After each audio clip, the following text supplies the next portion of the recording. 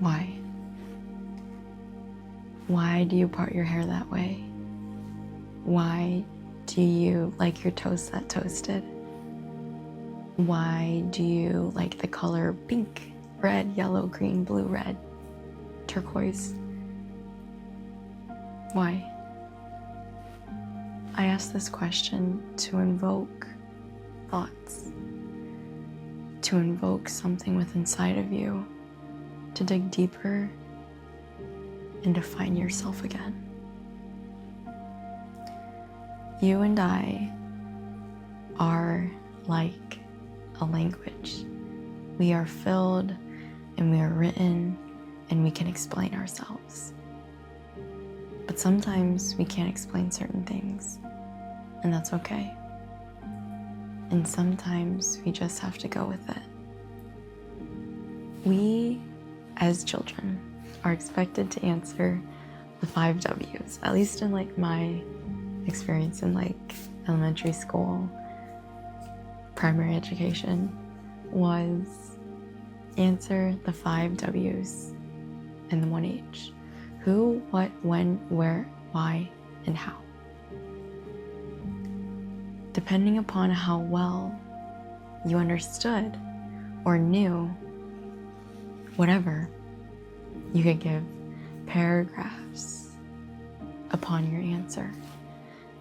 And on other times, you could only give a 1-word response. Who, Jane, when, 9 o'clock, where, the store, why, food, how, car. But then you could be like, well, Jane went to the store at 9 o'clock because she wanted to feed her family. And she got there by car. Different words have different descriptions and explanations of why. And sometimes ask yourself why. This entire why conversation comes about because I had a conversation with somebody and they were like,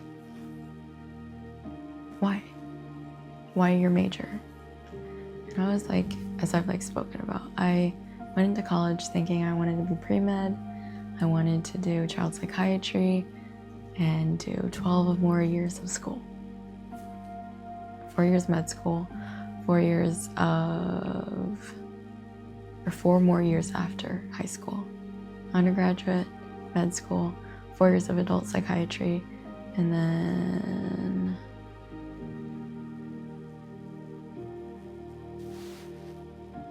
what is that? 4, 8. I don't know, a lot of more years of school. And now I'm like, I stuck with my major just because. And it really just made me think of like, why? And one of the most just really cool things to witness was them explaining why they chose kinesiology. And they really spoke about how they wanted to go into athletic training and they wanted to help people and help athletes, but then they realized athletes aren't the ones that need help. I want to help the people that actually don't have the resources and don't have able bodies to be able to move around, and they wanted to be able to give that to them. And I thought that was so beautiful, like feeling and experiencing someone's why, of why their passion is that, and why that really drove them at the end of the day. Because it's kind of like you get to see somebody actually have a passion, and that you get to share that passion with them, even though it's not your own, that you can be happy for them. I saw on TikTok that there is this like Sanskrit word that the Alabama, like one of the people from like Alabama State, they talked about that their coach has this certain mentality. I think it's a softball coach. And it was really focusing on being the best person you can be and being happy for other people's successes. Because just because that girl hit a home run, just because that person did better than you, does not make you a worse player. And so you should be the best person that you can be and be happy for their success. And I think when you see someone else have that love and that passion and that spark in their eye, it's like, how couldn't you be happy for them?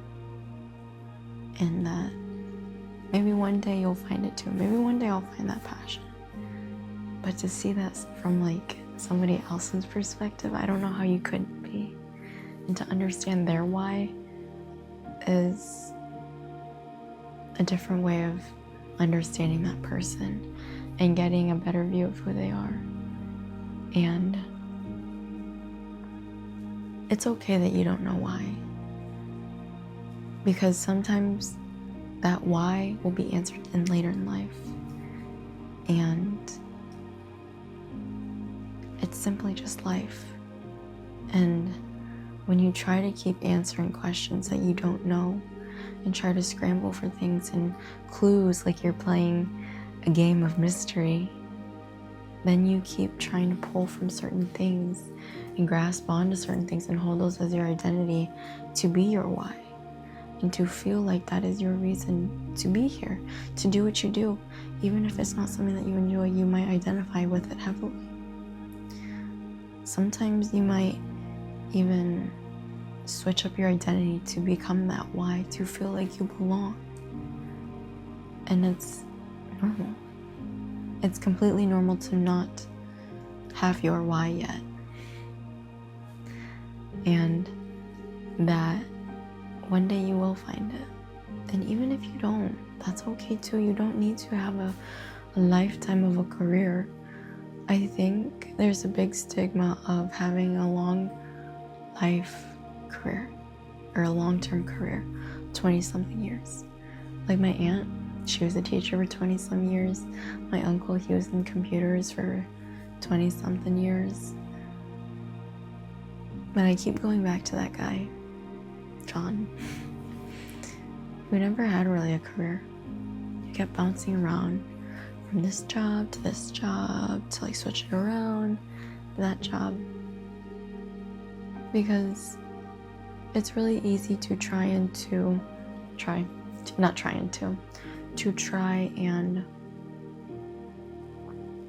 identify with something, to hold on to something, to really want to feel like you belong and that you too also have it figured out.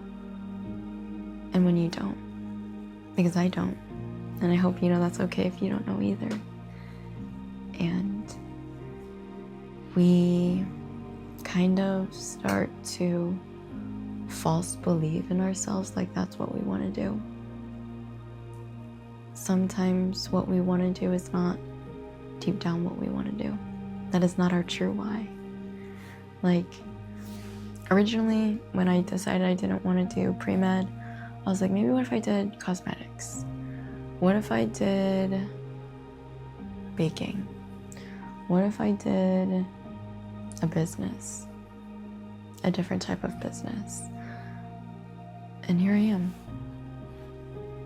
I still made it out alive. I didn't blow up because I didn't know. My life didn't stop because I still don't know.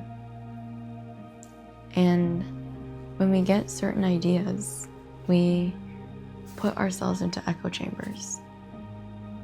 An echo chamber is, if you're not familiar, is something that you can really experience in social media, your things that, basically anything that you consume, whether it's TV, friends, family, anybody.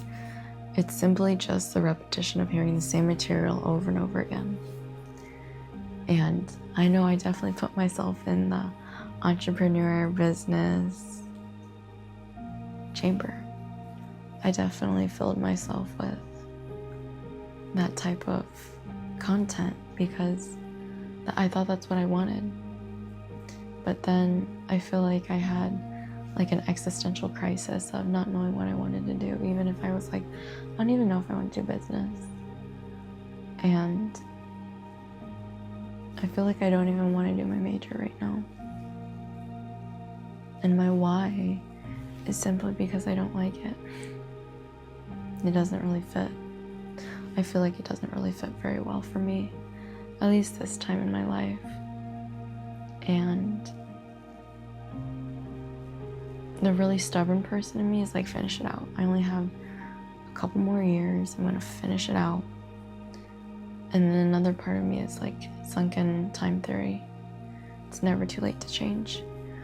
And part of me would love to switch to ethics and philosophy and do something with that. But then another part of me is like, what am I gonna do with the physics and ethics, or philosophy? Excuse me, philosophy and ethics major. Sorry, it's really late at night and I decided to film. So sorry, that's why I yawned.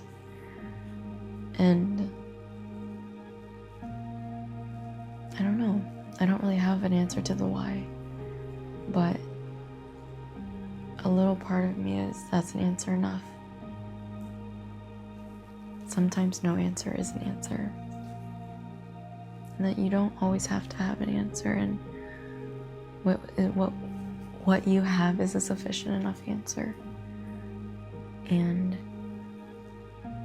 that I think we put a lot of pressure on ourselves to have that why, because we want to seem like we're prepared and that we know what we're going to do, because it's an expectation of our generation to know what we want, because we have every single thing at our fingertips.